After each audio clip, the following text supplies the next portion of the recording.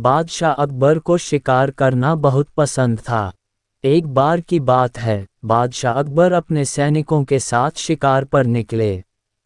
शिकार करते करते वो इतने आगे चले गए कि वो अपने दल से छूट गए। उनके साथ बस कुछ ही सैनिक रह गए थे। अब शाम होने को थी और सूरज ढलने वाला था।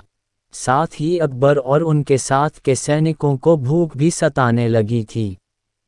काफ़ी दूर निकल आने पर बादशाह अकबर को यह एहसास हुआ कि वो रास्ता भटक गए हैं। वहाँ आसपास कोई नज़र भी नहीं आ रहा था जिससे रास्ते के बारे में पूछा जा सकता था। थोड़ी दूर और चलने पर उन्हें एक तिराहा नजर आया। बादशाह को ये देखकर थोड़ी खुशी हुई कि चलो इनमें से कोई न कोई रास्ता राजधानी तक तो जाता ही होगा।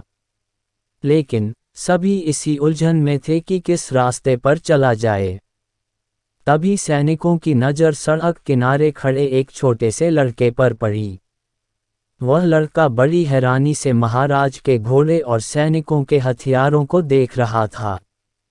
सैनिकों ने उस बालक को पकड़कर महाराज के सामने पेश किया। बादशाह अकबर ने लड़के से पूछा, ए लड़के, इनमें से कौन सा रास्ता आगरा जाता है? ये बात सुनकर वह बच्चा जोर जोर से हंसने लगा।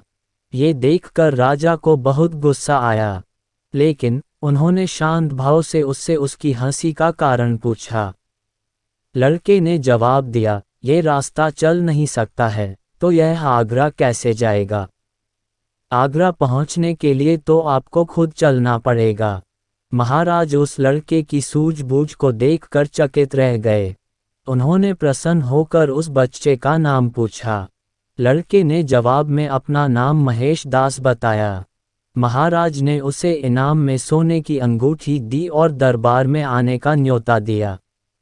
इसके बाद बादशाह अकबर ने लड़के से पूछा, क्या तुम मुझे बता सकते हो कि किस रास्ते पर चलने से मैं आगरा पहुंच पाऊंगा?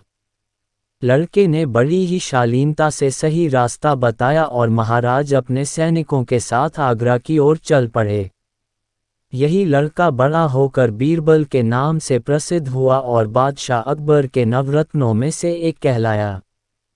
कहानी से सीख। इस कहानी से हमें ये सीख मिलती है कि ज्ञान और सूझबूझ का सम्मान करना चाहिए।